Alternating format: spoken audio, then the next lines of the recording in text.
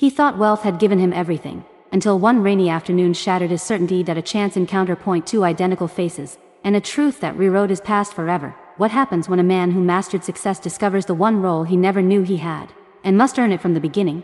Before we dive into this incredible story, do not forget to subscribe and hit the bell icon so you never miss our powerful, life-changing content that I had always believed silence was the reward of success. The top floor of the glass tower hummed softly with climate control and ambition. Every surface reflected my face, polished, controlled, untouched by chaos. That I was a man who owned time, companies, and the illusion of certainty. Childless, I often told interviewers, with a polite smile and a careful laugh, that my past had been edited, trimmed, and locked away like an old file. That morning, the city looked unusually gentle through the window. Rain glazed the streets like fresh ink on a contract. I felt a strange pressure in my chest, subtle but persistent, that I dismissed it as fatigue, the price of immeasurable work. By noon, I decided to leave the office alone. No driver, no assistant, just me and the sound of my footsteps. The cafe across the street smelled of coffee and wet pavement. I stepped inside, shaking rain from my coat, warm air wrapped around me, thick with cinnamon and conversation. That was when I saw her. She stood near the window, older, softer, real. Time had not erased her, only deepened her presence. My breath slowed without permission. Her name echoed inside me like a memory that refused to stay buried. Then I saw the children point. Two small figures clung to her coat, one on each side, twins. Their faces mirrored each other with unsettling precision. Dark eyes, the same eyes I saw in the mirror every morning. My fingers went numb. The room tilted slightly, as if the world had shifted its weight. I tasted metal in my mouth. The sounds around me faded into a distant hum. She laughed softly, bending down to fix a scarf around one child. That laugh carried years of tenderness and pain. I remembered it from nights when dreams felt possible. I remembered promises spoken without wealth or fear. She looked up, our eyes met. Shock crossed her face, followed by something steadier, understanding, acceptance. She did not run. She did not hide the children. Instead, she straightened, as if preparing for a long-delayed truth. My heart pounded against my ribs, demanding answers I had never allowed myself to ask. I took one step forward, then another. Each step felt heavier than any deal I had ever signed. The children watched me with quiet curiosity. No fear, no judgment, only openness. The boy tilted his head slightly. The girl smiled, small and uncertain. Something inside me cracked, slow and deep. Years of success could not shield me from this moment. I realized how small my world had been, how carefully I had avoided love because it required surrender. She spoke my name, gently, like an old prayer. The cafe seemed to hold its breath. I knelt without realizing it, eye level with the children. Their warmth radiated through the air. I felt tears rise, unfamiliar and unstoppable. My voice trembled as I tried to speak. I wanted to ask 1,000 questions. I wanted to apologize for every absence I never knew I had caused. She placed a hand on my shoulder. That touch carried forgiveness and exhaustion. She began to explain, slowly, honestly. Her words unfolded years of struggle, resilience, and quiet courage. She spoke of nights filled with worry and mornings fueled by hope. She spoke of choosing love over bitterness. The children listened, unaware of the storm reshaping my life. I felt the weight of responsibility settle into my bones, not as a burden. As a calling. Outside, the rain softened into a mist, light filtered through the window, gentle and forgiving. I realized that wealth had never prepared me for this truth, that real success demanded presence, humility, and heart. The twins reached for my hands, their fingers wrapped around mine, warm and trusting. My breath caught again, deeper this time. I felt fear, yes, but also hope, vast and unfamiliar. The future opened before me, fragile and alive, and as I held their hands, I knew my life was only beginning. Even as the hardest conversations waited just ahead, unfolding slowly, shaping a path I had never planned but could no longer turn away from. The children studied my face as if searching for something familiar. Their grip tightened, small hands trusting without question. My chest ached with a sweetness that frightened me. She pulled out a chair and sat, steady and calm. I remained kneeling, the cold floor grounding me. The cafe sound slowly returned, cups clinking, a door opening, a quiet laugh nearby. Yet everything felt distant, as if this table existed outside time. She spoke again, her voice low and sincere.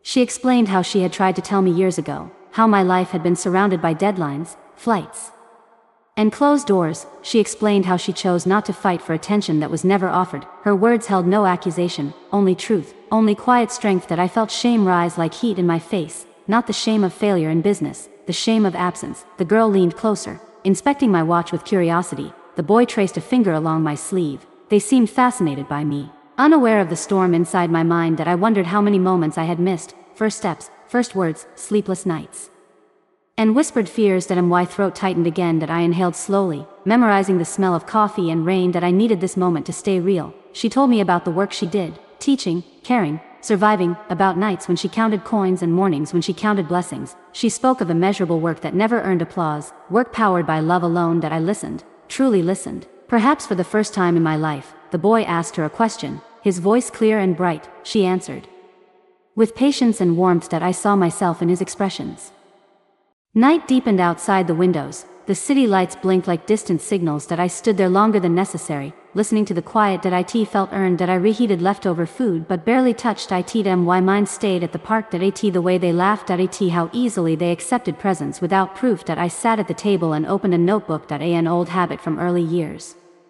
Before assistants, before delegations. That I wrote their names, slowly, carefully. Seeing the ink settle on paper stirred something steady inside me. That I wrote reminders beneath. Be on time, listen first, speak honestly, choose patience. The words felt less like goals, more like promises to myself. That my phone buzzed again. That a request for an early meeting. That I replied with a later time. That no explanation. That my pulse stayed calm. That surprised me. That I closed the notebook and left it on the table, not hidden, not locked away. Morning arrived sooner than expected. Light crept across the floor. That I woke with a sense of direction, not clarity. Direction. It work. People noticed the change, questions lingered behind their eyes. That I moved through meetings with focus but less urgency. That I delegated more, listened longer. When impatience surfaced, I named it silently and let it pass. During lunch, I walked outside. That I bought fruit from a street vendor. That I ate it standing up, juice running down my fingers. That I did not mind. That I imagined sharing moments like this, ordinary, unimpressive, essential. Days passed, messages stayed brief, respectful, consistent. The park visit stayed circled in my calendar. That I checked it more than once, not to confirm. To commit. The night before, sleep came lightly again. Thoughts layered themselves gently. No fear, just awareness. Morning air greeted me cool and clear. That I dressed simply once more, arrived early again. The bench waited. So did the path. Children's voices echoed somewhere beyond the trees. That I breathed deeply, grounding myself. When they appeared this time, the twins ran toward me without stopping. Their confidence startled me. She followed, observant, composed. That I greeted her first, respectfully,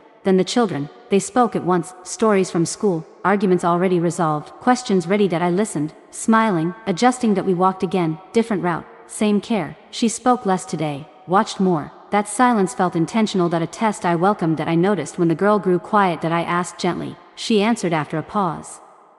The boy tripped and scraped his knee. That I froze for a moment, then moved closer, slow and steady. She knelt first. That I waited for her signal. She nodded. That I offered a handkerchief. The boy accepted it solemnly. Pain passed, trust deepened. No words were needed. As we continued walking, the sun shifted behind the trees, shadows stretching longer across the path, and I sensed that each small response, each moment of restraint and care, was shaping something fragile and enduring at the same time. With no clear boundary between past mistakes and future possibilities, only the ongoing work of choosing rightly again and again. As the story continued to unfold, the shadows cooled the air as afternoon leaned toward evening. The twins walked closer now, one on each side of me. Their steps fell into rhythm with mine. That I felt it without looking. A quiet alignment. She stayed just ahead, setting the pace without commanding it. That too was a lesson. That we reached a small bridge inside the park. Water moved slowly beneath it, leaves floated on the surface, unhurried.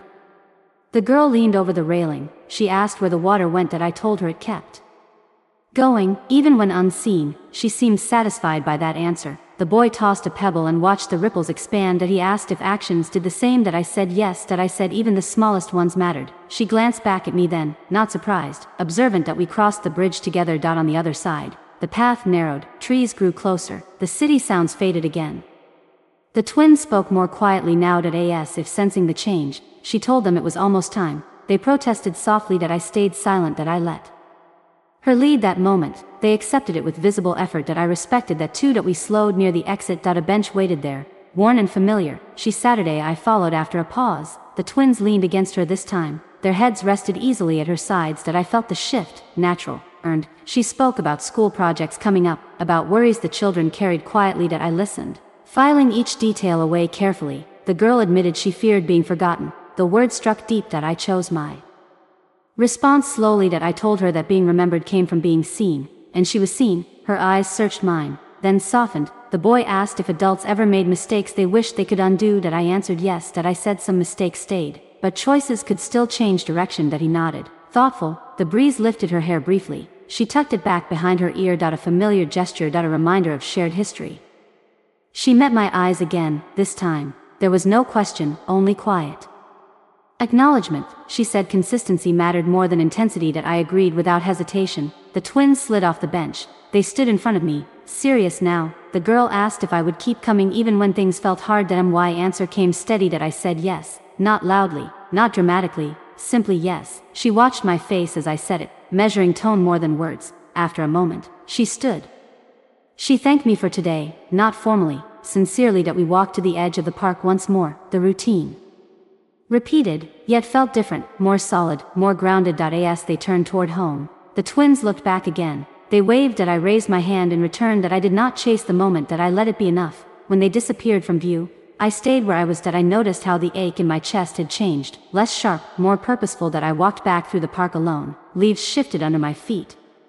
The path felt familiar now. As if it had been waiting. That I understood that this journey would test patience in ways success never had. That love required repetition, humility, and endurance. And as the evening light thinned and the city waited beyond the trees, I moved forward with quiet resolve, knowing the story was still being written through ordinary moments, careful choices, and the steady courage to remain present as the next chapter continued to open.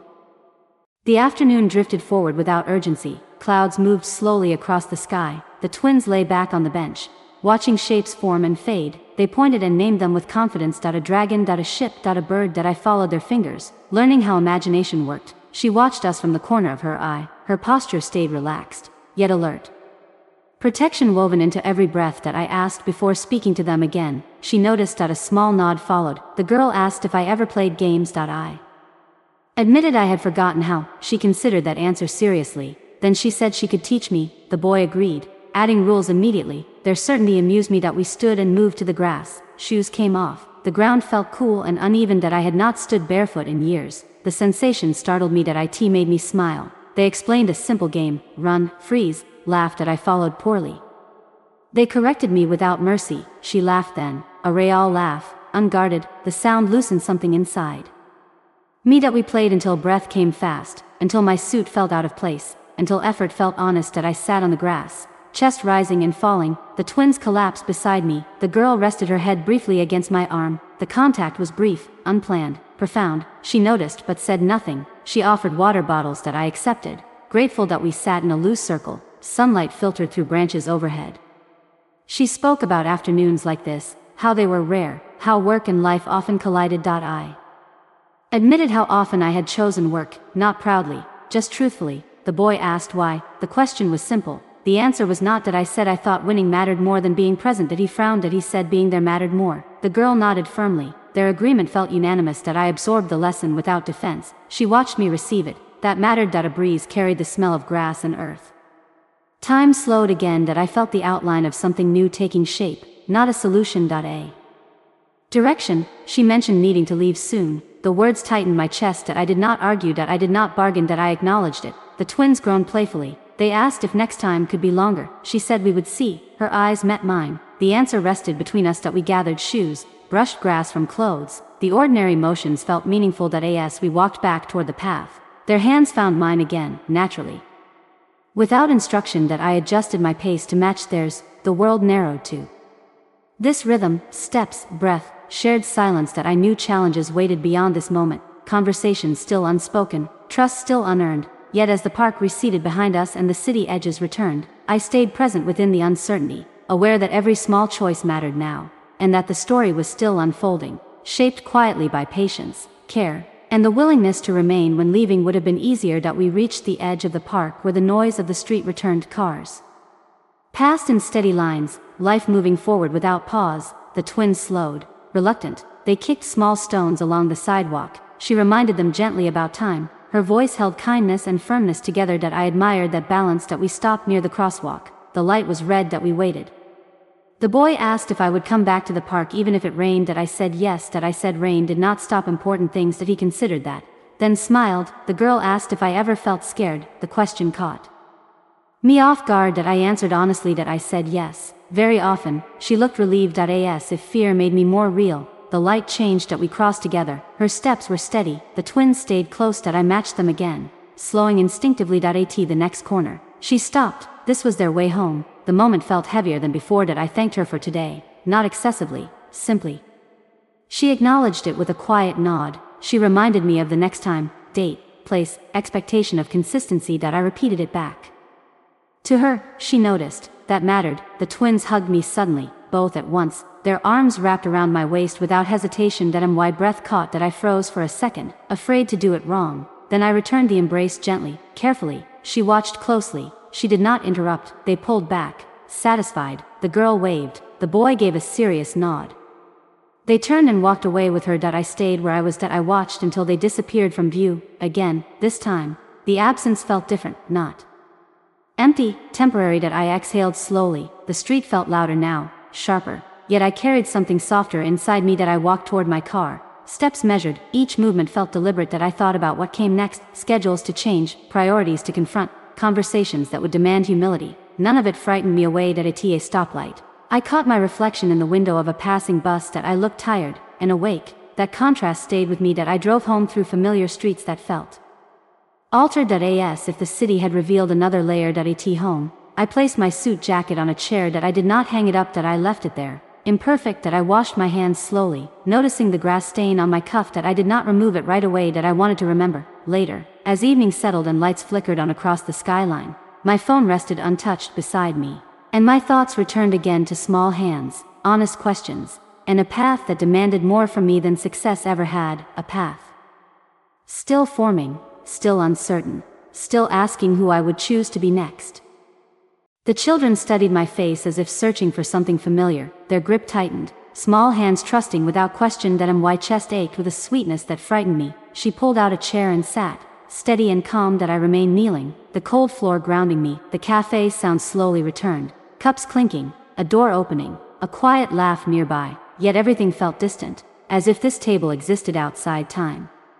She spoke again, her voice low and sincere. She explained how she had tried to tell me years ago, how my life had been surrounded by deadlines, flights, and closed doors. She explained how she chose not to fight for attention that was never offered. Her words held no accusation, only truth, only quiet strength that I felt shame rise like heat in my face. Not the shame of failure in business, the shame of absence. The girl leaned closer, inspecting my watch with curiosity. The boy traced a finger along my sleeve. They seemed fascinated by me, unaware of the storm inside my mind that I wondered how many moments I had missed. First steps, first words, sleepless nights and whispered fears that my throat tightened again that I inhaled slowly, memorizing the smell of coffee and rain that I needed this moment to stay real. She told me about the work she did, teaching, caring, surviving, about nights when she counted coins and mornings when she counted blessings. She spoke of immeasurable work that never earned applause. Work powered by love alone that I listened, truly listened, perhaps for the first time in my life. The boy asked her a question, his voice clear and bright. She answered with patience and warmth that I saw myself in his expressions that I opened my mouth, then closed it again. The right words felt heavier than any contract I had ever signed. The children watched me patiently, as if they sensed the importance of this pause that I finally spoke her name, carefully, with respect. She met my gaze without flinching that I told her I was listening now, truly listening that I told her that success had taught me how to win, but never how to stay. That my voice shook. Yet I did not hide it. The boy leaned closer, his shoulder brushing my arm. The simple contact sent a quiet shock through me. She asked what I wanted. The question landed softly, yet it carried the weight of years that I answered honestly, without rehearsed confidence that I said I wanted to learn to show up to earn trust rather than assume it. Her eyes searched my face, measuring sincerity. She nodded once, slow and thoughtful. She said trust grew through actions, not promises. That I agreed, feeling the truth settle deep. The girl asked if I liked stories. Her voice was gentle, curious that I told her yes, very much. She smiled, satisfied with the answer. She began telling me about her favorite book. Her words flowed with excitement and imagination that I listened, memorizing her expressions. The boy interrupted to correct a detail. They argued lightly, then laughed together. Their laughter filled the space between us that I felt something loosen in my chest. She watched us quietly, her expression cautious but warm, The café clock ticked softly overhead. Minutes passed unnoticed. That I noticed how she carried herself now. Stronger, grounded. No trace of bitterness, only wisdom earned through hardship. That I asked about their school, about their friends, about the small rituals of their days. She answered patiently, inviting me into their world one detail at a time. Each detail felt like a gift. Outside, the rain had stopped completely. Sunlight reflected off the pavement, bright and clean. The children finished their drinks, content. The boy asked if I worked in a tall building. That I nodded. That he said he liked tall buildings because they touched the sky. His words stayed with me. That I realized how far my own work had drifted from wonder. She gathered their coats, preparing to leave. A quiet urgency filled me. That I stood quickly, nearly knocking over the chair. That I asked if I could walk with them, even just a little. She paused, considering. The children looked up at her expectantly. After a moment, she agreed. That we stepped outside together. The air felt fresh, renewed. The city sounded different now, less sharp, more alive. The twins walked between us, swinging their arms freely. That I matched my steps to theirs, slowing down. Every movement felt deliberate, precious. She spoke of boundaries, spoken gently but firmly. She spoke of protecting their peace. That I listened, accepting every word. That we reached the corner where our paths might separate. The moment stretched again, uncertain and tender. That I felt the familiar urge to rush, to control. That I resisted it. That I simply stood there, present. The children squeezed my hands once more. Their warmth lingered. She looked at me, something unspoken passing between us. That I sensed that the hardest part was still ahead, that proving love required patience beyond comfort. And as we stood at that corner, the future hovered open and fragile, waiting for the next step I chose to take. That I watched the traffic light change, red to green, then back again. No one moved. The city seemed to respect our hesitation. She adjusted the children's backpacks, a gesture both ordinary and profound. That I realized how many mornings she had done this alone. The thought pressed against my ribs. That I asked if I could see them again, not as a demand. As a request. My voice stayed low, steady. She did not answer immediately. She looked at the twins instead. She asked them how they felt. That question humbled me more than silence ever could. The girl said she liked my voice. The boy said I listened well. Their words struck with innocent accuracy. She exhaled slowly. She said we would take things one step at a time. She said slow was safer. That I agreed without hesitation. Slow suddenly felt like a gift. She gave me a day and a place for our next meeting. That a park near their home. Public, simple, fair. That I nodded, committing it to memory like a sacred date. The children waved as they began to walk away. That I stood there, watching every step. Their small figures moved with confidence. That I noticed how they stayed close to her, yet free, love with space. That I stayed still until they disappeared around the corner. Only then did I realize my hands were trembling. That I sat on a nearby bench, letting the moment settle. The bench was cold through my coat. That I welcomed the sensation. That it reminded me that I was here. Alive. Changed. My phone vibrated in my pocket. A message from the office, urgent, important. That I silenced it without reading. For the first time, that choice felt natural. Images replayed in my mind, their faces, her voice, the way she balanced strength and kindness. That I understood then how little I had truly known about courage, not the loud kind, the quiet, daily kind. That I stood and began walking, unsure of direction. The city felt unfamiliar, as if I had stepped into it for the first time. That I passed reflections in store windows. That I barely recognized myself. That realization brought both fear and relief. A crosswalk. I stopped again. A child's laughter echoed nearby. It tightened something deep inside me. That I imagined the park she mentioned, trees, benches, open space. A place where time might slow enough for healing to begin. That I thought about what I needed to learn: patience, consistency, listening without defense. That I knew mistakes would come. That I knew trust could break easily. That knowledge did not push me away. That it anchored me. That I reached my car and rested my hand on the door. That I did not get in right away. That I looked back toward the street they had taken. The future no longer felt empty. That it felt demanding, alive. And as I finally turned the key, my mind already preparing for the days ahead, I sensed that every choice from this moment forward would test who I truly was becoming, and that this test had only just begun.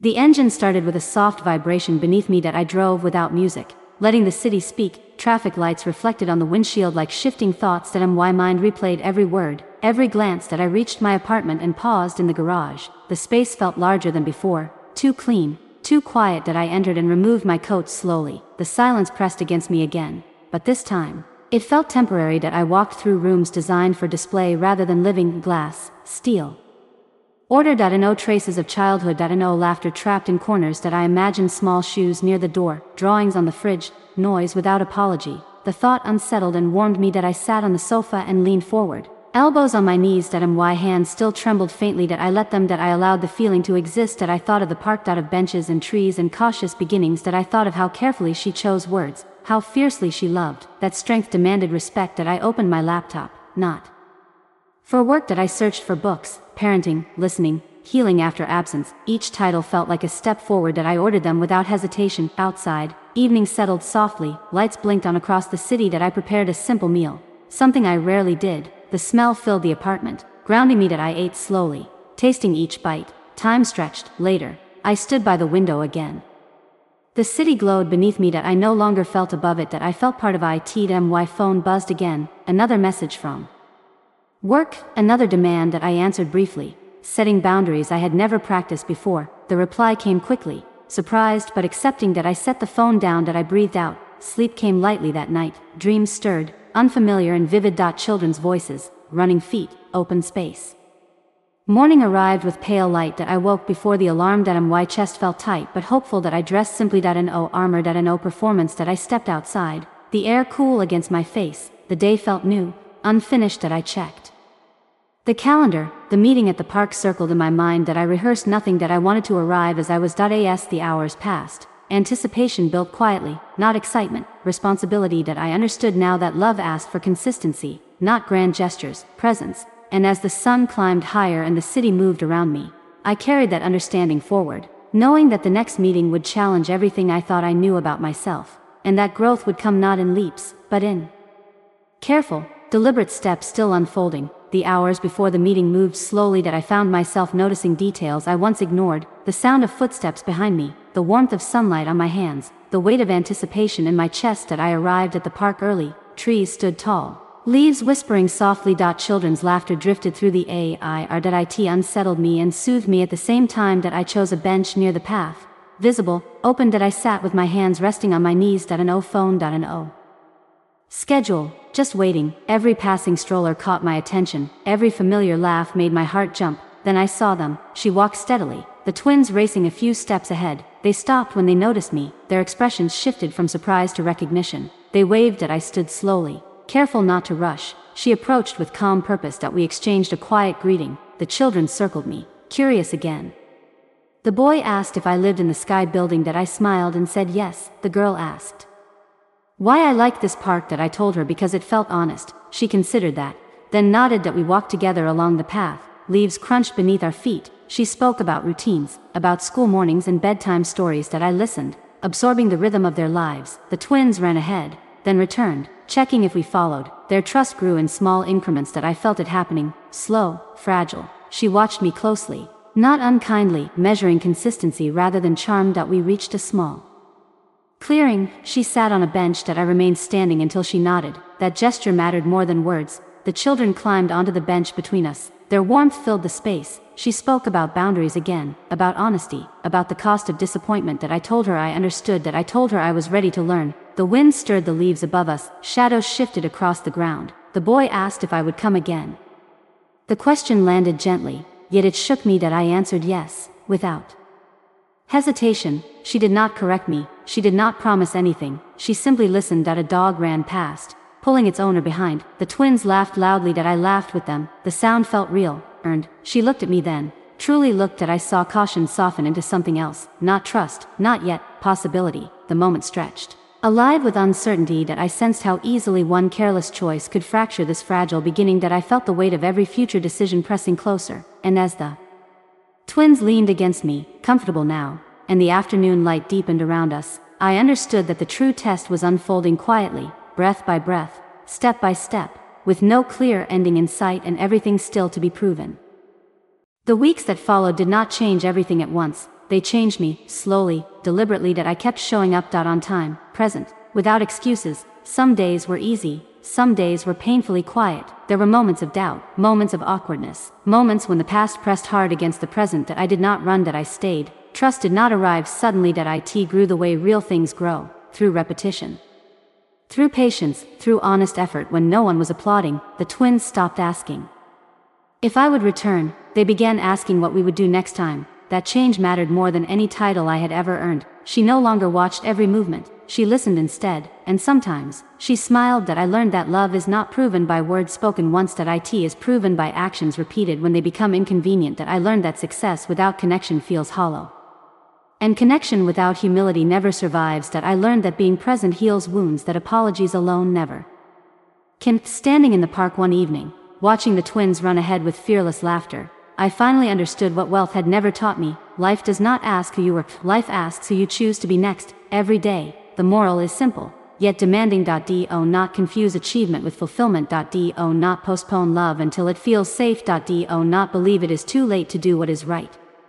Kindness given consistently can rebuild what neglect once damaged. Responsibility accepted with sincerity can transform regret into purpose. And when life offers a second chance, meet it not with pride, but with patience, courage, and a willing heart. Thank you for listening to this heartfelt story. If it moved you, share it, leave a comment below, and let someone know you are never alone.